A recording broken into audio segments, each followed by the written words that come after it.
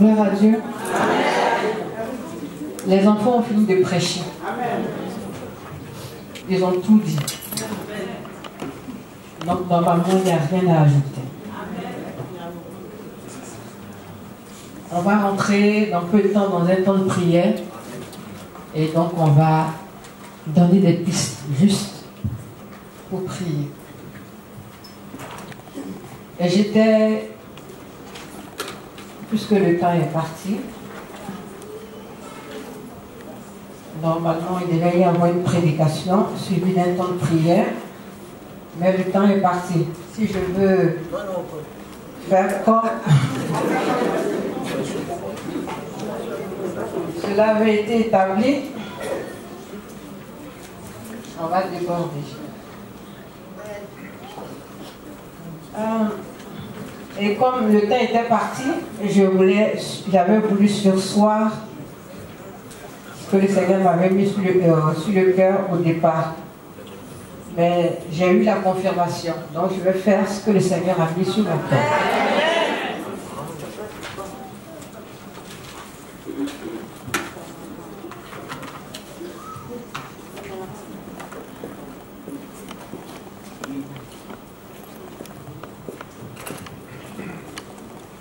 Nous allons lire 2 Corinthiens 10, le verset 5.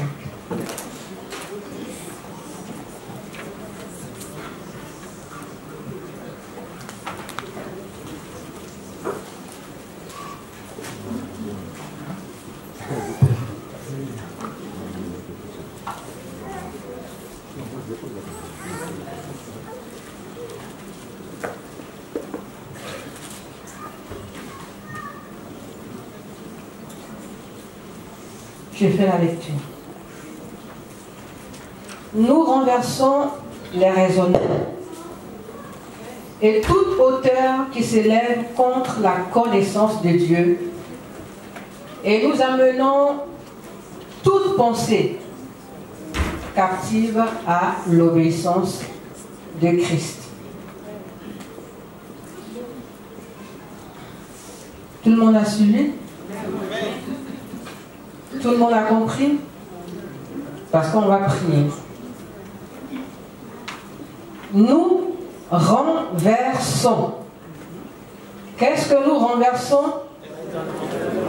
Les raisonnements. Est-ce qu'il y a ce matin un raisonnement qui va t'empêcher ou qui peut t'empêcher de parvenir à la connaissance de Dieu? Nous renversons quoi? Toute hauteur. La hauteur, c'est quelque chose qui est en haut. Lui-même, c'est décrit par lui-même. Hauteur. Donc, tout ce qui veut se lever au-dessus de toi pour t'empêcher de parvenir à la connaissance de Dieu, qu'est-ce que nous avons le droit de faire? De les renverser. Et ensuite, il dit quoi? Nous emmenons toute pensée captive à l'obéissance de Christ. Si on doit amener une pensée captive à l'obéissance de Christ, qu'est-ce que ça veut dire? C'est qu'elle s'élève contre le règne de Christ. On est d'accord? Bien. Psaume 139. C'est bon?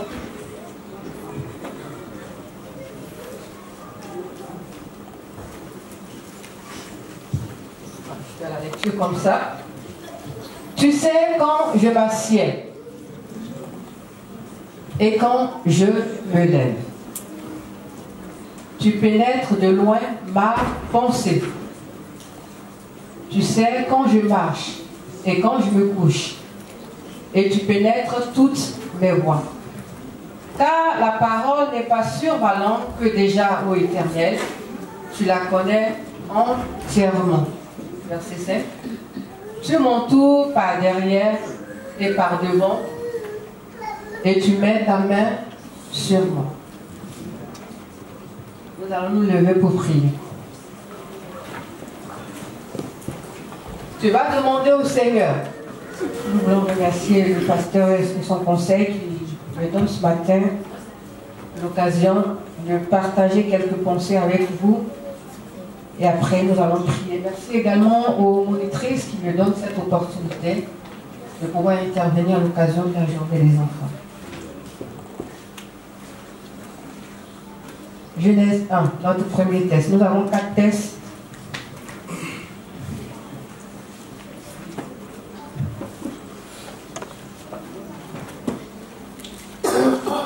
Suivez, parce qu'après on va prier.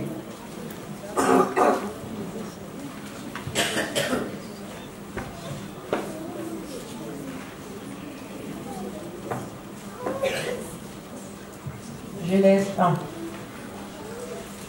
versets 2 à 4. Il est écrit: la terre était informe et vide, il y avait des ténèbres à la surface de l'abîme, et l'Esprit de Dieu se mouvait au-dessus des eaux. Dieu dit que la lumière soit, et la lumière fut. Dieu vit que la lumière était bonne, et Dieu sépara la lumière d'avec les ténèbres. Nous connaissons tous et toutes l'épisode de la création. Comme je l'ai dit, je n'ai pas le temps de rentrer dans les détails, de commenter avant qu'on ait pris. Donc, je vais quand même, comme je l'ai dit, ce sont des pistes pour pouvoir ensuite prier. Voilà. Voilà l'état dans lequel la terre, avant qu'elle ne soit terre telle que nous la connaissons, voilà l'état dans lequel la terre était avant que Dieu ne prononce une parole. Avant que Dieu ne dise quelque chose. Il est dit que la terre, elle était informe. Ça veut dire qu'elle n'a pas de forme, elle n'avait pas de forme. Ensuite, la terre, elle était vide. Et troisième élément, les ténèbres couvraient la surface de la vie. Voilà la description qui est faite de ce que la terre était avant que Dieu ne parle. Nous avons vu tout à l'heure nos enfants intervenir, comme je l'ai dit tout à l'heure, ils ont fini de prêcher. Nous vivons dans un monde où le chaos règne. Et cette terre dont il est question, ici dans ce récit, il est dit qu'elle était dans cette situation. Et Dieu a parlé. Le premier jour, il y a eu la lumière. Quand Dieu a parlé le second jour, il y a eu le ciel, etc., etc. Et tous les 6 jours de la création, enfin les 5 premiers jours, Dieu a dit. Et quand Dieu a dit, quelque chose s'est passé. Dieu n'a pas parlé en vain. Sa parole, elle est créatrice.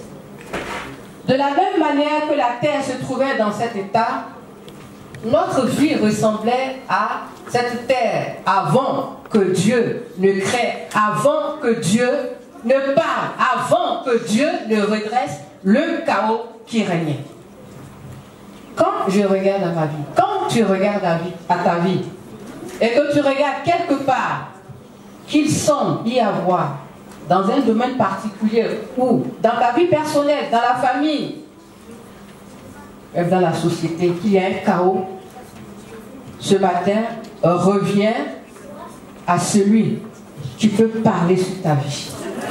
Demande ce matin au Seigneur de dire un mot sur ta vie, de dire un mot sur ton foyer, de dire un mot dans un domaine quelconque où tu vois que le chaos règne, où tu vois que dans ta vie, tu voudrais qu'elle prenne forme dans un sens donné. Il n'y a pas de forme. Dans ta vie, tu regardes et tu vois, il y a le vide dans un endroit particulier, dans un aspect particulier. Et pourtant, tu voudrais que cette vie-là, elle soit pleine parce que tu vois, au regard de la parole de Dieu, que Dieu a mis plein de choses à ta disposition pour que ta vie soit pleine et qu'elle soit remplie. Si tu vois le vide, sache qu'il y a quelqu'un qui peut remplir ce vide. Quand il parle, quelque chose se passe.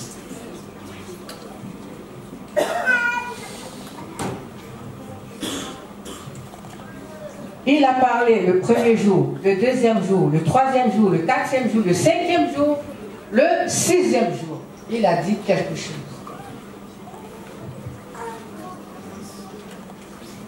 Voilà la première piste. Tu vas entrer en toi-même, tu vas examiner ta vie, tu vas examiner ton foyer, tu vas examiner ta famille et voir là où tu veux que Dieu intervienne au travers de sa parole, parce qu'elle est créatrice. Première piste de réflexion. Je n'ai pas le temps de commenter et de donner d'autres éléments. On est toujours dans Genèse. Genèse 1, verset 26 à 28. Puis Dieu dit, faisons l'homme à notre image, selon notre ressemblance, et qu'il domine sur les poissons de la mer, sur les oiseaux du ciel, sur le bétail, sur toute la terre, et sur tous les reptiles qui rampent sur la terre. Dieu créa l'homme à son image, il le créa à l'image de Dieu. Il créa l'homme et la femme. 28.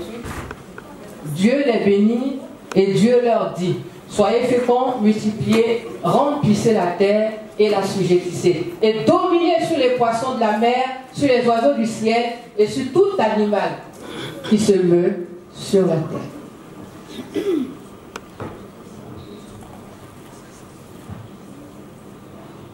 Je voudrais relever deux pensées ici. Toujours gardez-les à l'esprit parce qu'après nous allons prier. Ici, il est dit que le sixième jour, dans l'épisode de la création, le sixième jour, Dieu crée l'homme et la femme. Mais il les crée à l'image de Dieu. Dieu crée l'homme et la femme à l'image de Dieu, à son image. Il y a deux implications qui ressortent selon les théologiens.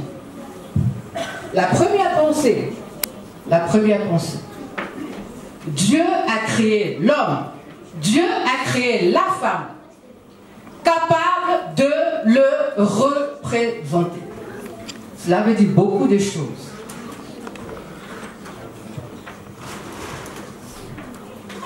Pour nous qui sommes à l'église, nous savons et nous apprenons à connaître qui est Dieu.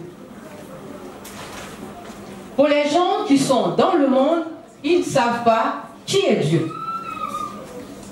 Quand on parle de la représentativité, ça veut dire qu'il y a quelqu'un ou quelque chose, une société quelque part, et on envoie quelqu'un comme un ambassadeur, on envoie quelqu'un comme un représentant.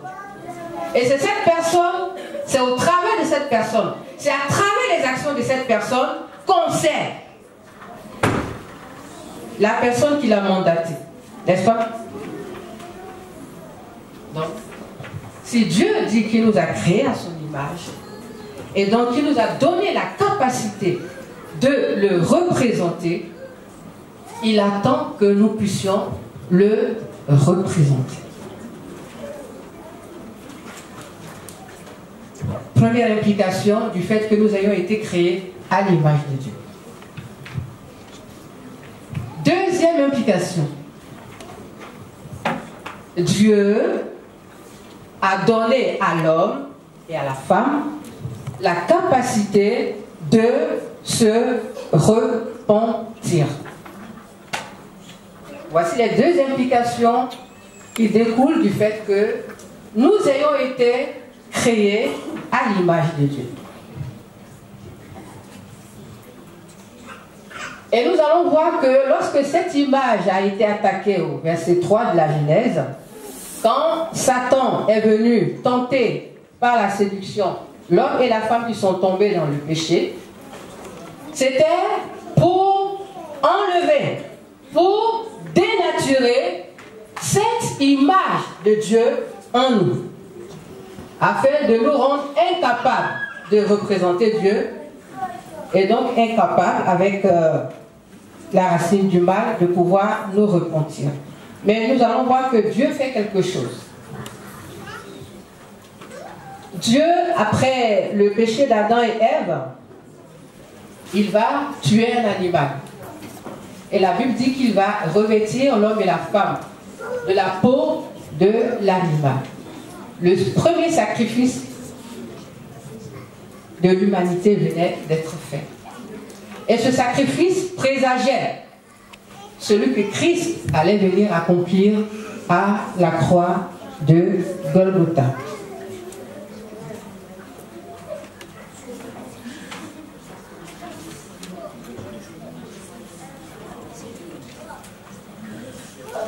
Donc, Dieu attend de toi et de moi que nous puissions le représenter. Que nous soyons seuls, que nous soyons dans la famille, comme le pasteur l'a dit tout à l'heure à l'école de Béret, que si l'Éternel ne bâtit la maison, celui ou celle qui l'a bâtie, il travaille en vain. Si l'Éternel ne garde la ville, celui ou celle qui veut la garder, c'est en vain qu'il fait ce travail.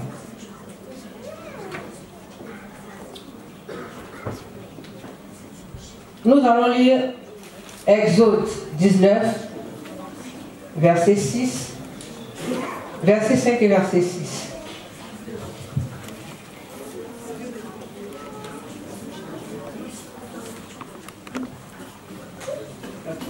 Ce que j'ai oublié de mentionner avant qu'on arrive là, c'est que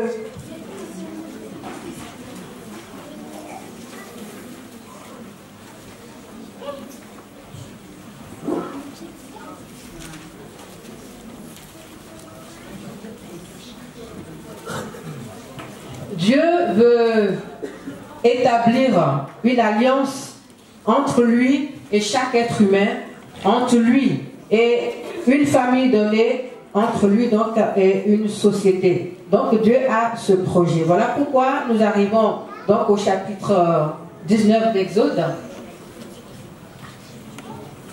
Maintenant, si vous écoutez ma voix et si vous gardez mon alliance, vous m'appartiendrez entre tous les peuples, car toute la terre est à moi. Vous serez pour moi un royaume de sacrificateurs et une nation sainte. Voilà les paroles que tu diras aux enfants d'Israël. J'ai oublié une des choses importantes que j'avais voulu dire. C'est que je disais, donc dans la création, avant la création, il y a eu le chaos. Et Dieu parle et il crée. Et donc dans la vie, Dieu a remis, nous avons vu donc au verset 28 de Genèse que nous avons toujours lu, que Dieu donne à l'homme et à la femme, il leur donne de pouvoir dominer, de pouvoir dominer la terre et de la création aussi, et de pouvoir la sujettir. C'est un pouvoir très puissant qu'il donne à l'homme et à la femme. Et à travers le péché, nous avons vu donc le chaos dans le monde avant que Dieu le crée. Et là, Dieu crée l'homme et lui donne la capacité de le représenter, la capacité de se repentir. Mais le diable vient à travers la tentation pour s'aimer le chaos. Pour s'aimer le chaos. Et donc Dieu le remède qu'il donne comme réponse, on a dit tout à l'heure que c'était à travers le sacrifice d'un animal qui présageait celui que Christ allait accomplir. Et donc nous arrivons donc au verset à Exode 19. Là c'est au peuple d'Israël. Avant Israël, Dieu fait une alliance avec Abraham, il fait une alliance avec Isaac, et il fait là une alliance avec Jacob. Dieu, en se révélant au peuple qui a souffert en Égypte, donc c'est au sortir de l'Égypte après la libération, qu'il dit au peuple, donc vous serez pour moi un royaume de sacrificateurs. Nous avons parlé de représentativité tout à l'heure. Et donc Dieu demande au peuple d'Israël de pouvoir le représenter au devant des nations. Voici la mission qu'il lui confie. Et d'être pour les peuples un royaume de sacrificateurs.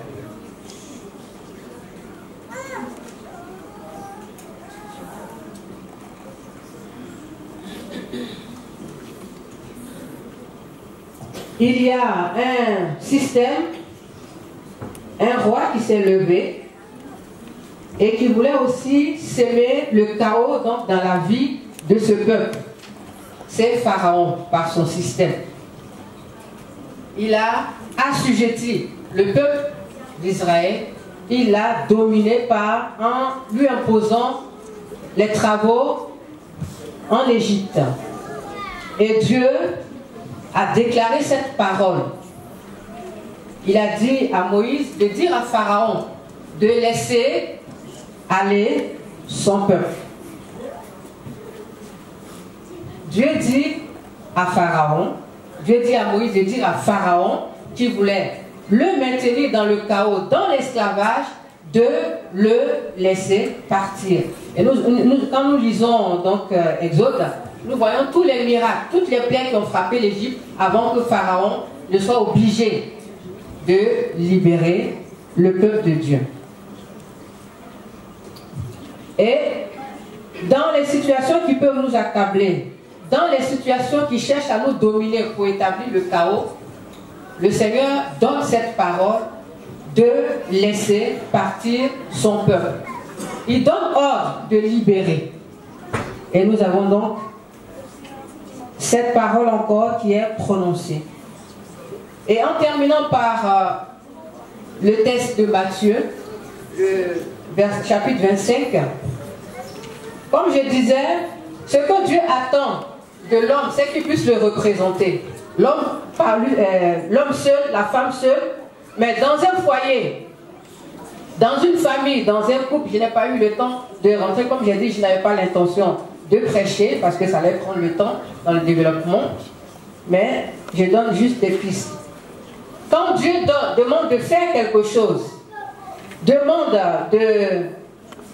des commandements, nous n'avons pas touché cet aspect-là, que Dieu a donné dans le désert, les lois à Moïse, les 10 commandements, c'était afin, ça devenait plus explicite, c'était afin que l'homme et la femme sachent comment représenter Dieu. Et donc, quand il donne ces principes, quand il donne ces commandements, pour que l'homme puisse les observer, pour que le peuple de Dieu puisse les observer, s'il n'y a pas d'observation, s'il n'y a pas d'application de ces règles, il y a un compte à rendre. Je vous ai dit, quand une société envoie quelqu'un pour le représenter, il se doit de pouvoir représenter dignement cette société. Si cela n'est pas fait, il y a des comptes à rendre.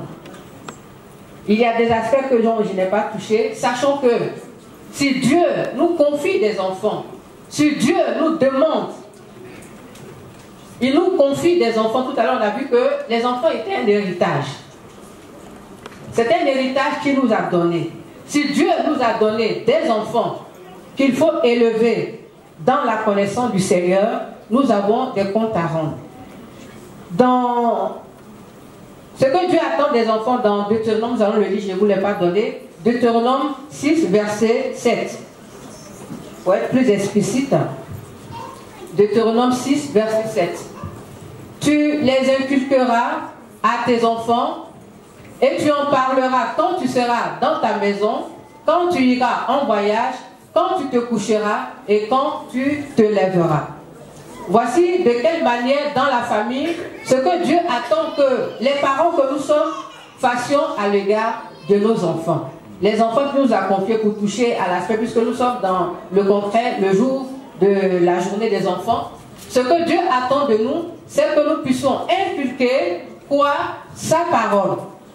J'ai dit tout à l'heure qu'il a donné dans le désert à Moïse les 10 commandements. Et dans les commandements qu'il donne, ce qu'il attend des parents pour relever, pour chasser ce chaos, c'est que les parents puissent inculquer la parole de Dieu aux enfants. N'oublions pas, nous sommes toujours dans cette logique-là.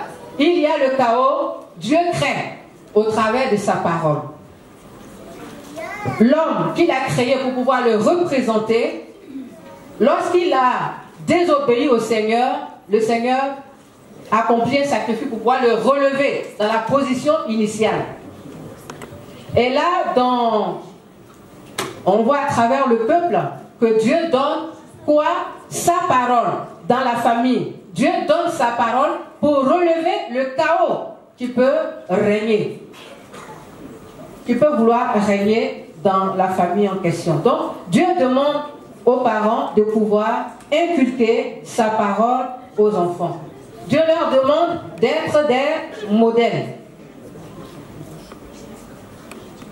Et pour les enfants, ce que Dieu attend des enfants, c'est que les enfants obéissent, les enfants honorent leurs parents.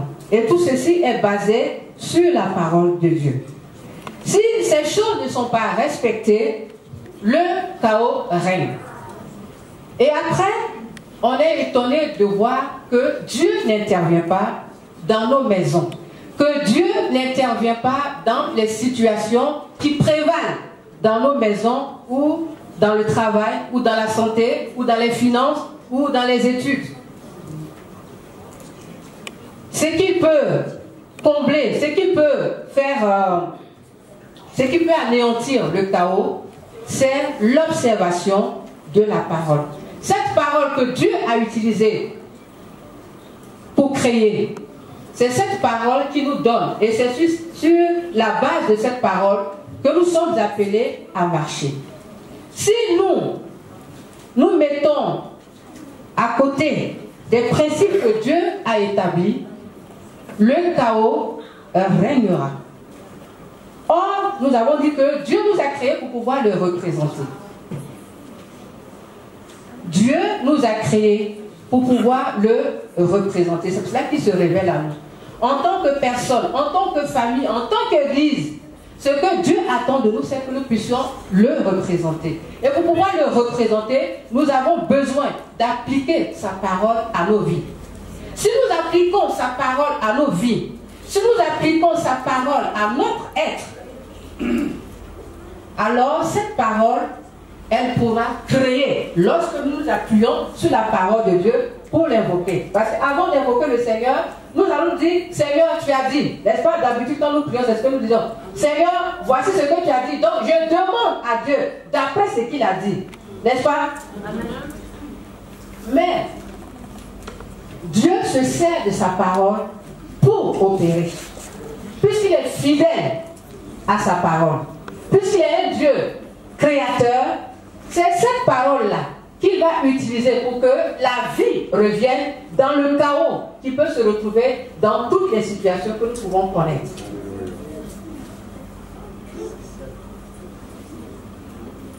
Et il est important pour nous que nous connaissions la parole, que nous l'aimions, que nous la méditions et que nous la pratiquions.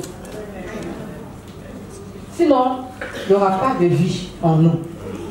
Sinon, nous serons toujours confrontés au chaos. Et le diable aime s'aimer le chaos.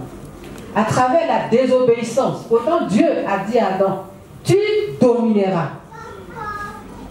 Tu assujettiras. Mais c'est tant qu'il demeure dans cette parole que Dieu lui a donnée. Tu ne mangeras pas du fruit de l'arbre qui est au milieu du jardin. C'est la parole, n'est-ce pas? Dieu lui a donné une parole. tu ne feras pas ceci, tu ne feras pas cela. Aujourd'hui, ce que nous avons ça. Et comment nous l'appelons? La parole de Dieu.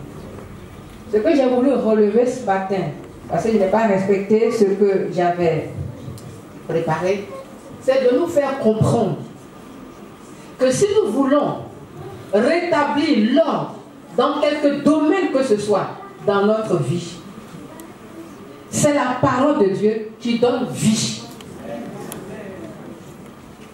C'est la parole de Dieu qui donne vie. Et j'ai souligné tout à l'heure que Dieu a établi avec ceux qui ont marché avant nous une alliance. Et Dieu a établi avec nous, qui croyons en lui, une alliance en Jésus. Une alliance, c'est un contrat. C'est un contrat qui décrit, dans lequel est développée la manière, ou bien les clauses avec lesquelles les parties en faction doivent fonctionner. C'est ça un contrat. Et l'alliance que Dieu établit avec nous, il y a des principes. Et quand chaque partie respecte les clauses du contrat, il n'y a pas de problème, n'est-ce pas? Mais quand l'une des parties vient à faillir au règlement, aux principes qui ont été établis, c'est là que les problèmes commencent. N'est-ce pas? Il en est de même. Si nous voulons voir la grâce du Seigneur sur nos vies, en tant que parents, si nous voulons voir la grâce de Dieu dans la vie de nos enfants, si nous voulons voir la main de Dieu dans notre travail, si nous voulons voir la main de Dieu dans nos finances, nous avons besoin que cette parole qu'il nous a donnée soit notre guide, soit le principe qui régisse notre vie au quotidien.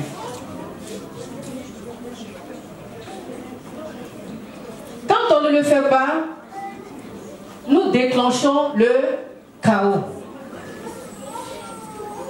Le chaos avant la création, Dieu parle, Dieu prononce et les choses changent. L'homme que Dieu a créé à son image pour pouvoir le représenter, lorsqu'il désobéit au principe que Dieu a établi, Dieu pose une action, une alliance se crée entre l'homme et son créateur. Et ceux qui vont venir après Adam, Dieu établit avec ceux qui ont respecté sa parole, il établit une alliance. Et nous sommes dans cette alliance, nous n'avons pas besoin de créer une autre alliance, nous sommes dans une nouvelle alliance avec le Seigneur. Et si nous voulons, je me répète, si nous voulons voir la main de Dieu, si nous voulons voir Dieu nous conduire, si nous voulons ressentir la présence de Dieu nous accompagner, nous avons besoin de nous appuyer sur sa parole. Si nous ne le faisons pas, Matthieu 25,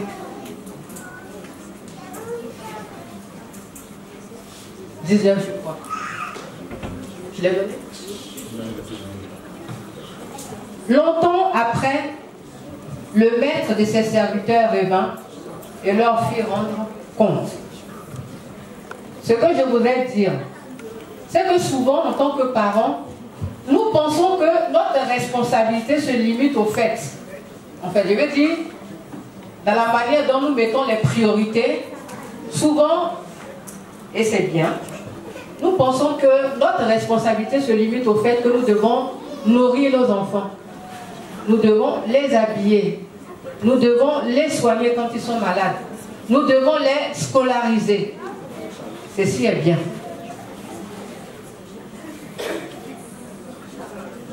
Ceci est bien.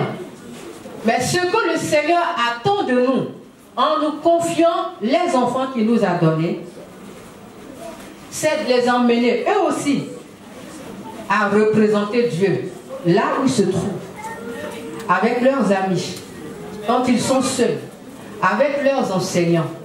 Dieu veut que nous emmenions nos enfants, ou bien que nous inculquions à nos enfants qu'ils doivent eux aussi dans la société où ils sont représenter le Seigneur. Nous ne devons pas oublier cela. Et parce que nous oublions cela, nous avons des attitudes qui n'honorent pas le Seigneur. permettre d'aller à des rendez-vous, d'aller à des conférences, si nous en avons, d'aller à des réunions des ressortissants d'eux. Et lorsque nous rentrons tard chez nous à la maison, le dimanche matin, nous avons du mal à nous lever. Nous disons à Dieu que nous sommes fatigués et que nous avons besoin de nous reposer. L'enfant que Dieu nous a confié, il a besoin de voir que nous sommes des adorateurs de Dieu. Amen.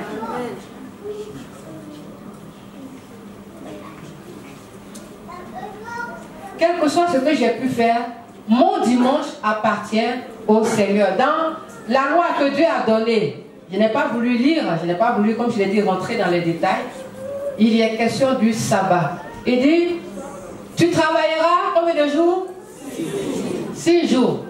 Mais le 7e jour, tu ne feras aucun ouvrage servi. Ce jour est réservé au Seigneur. Quand j'ai dit tout à l'heure que nous devons inculquer la parole du Seigneur aux enfants, mais également, nous devions par notre exemple montrer aux enfants qui est Dieu. Qui est Dieu? C'est en nous voyant assidus à l'église et à l'heure aussi que nous montrons aux enfants qui est Dieu pour nous. Que nous représentons Dieu au regard de nos enfants. Un petit... Souvent, nous les mamans, lorsque nous sommes enceintes et qu'on est fatigué, il y a des fois on ne vient pas à l'église. Ou bien quand on a accouché, il y a des fois les nuits sont très courtes et on s'octroie la liberté de ne pas venir à l'église. Mais dans toutes ces choses, les enfants nous regardent. Et demain, quand eux aussi vont grandir, nous allons les obliger à venir à l'église. Mais ils nous ont vus, quand ils étaient petits, ils nous ont vus comment on se comportait. Quand on partait dans les associations et quand on rentrait tard, on ne venait pas à l'église. Nous devons montrer aux enfants que Dieu est celui avec lequel nous avons traité une alliance. Et que nous avons besoin de marcher dans ces principes. C'est en faisant ainsi que nos enfants vont apprendre que le culte est important.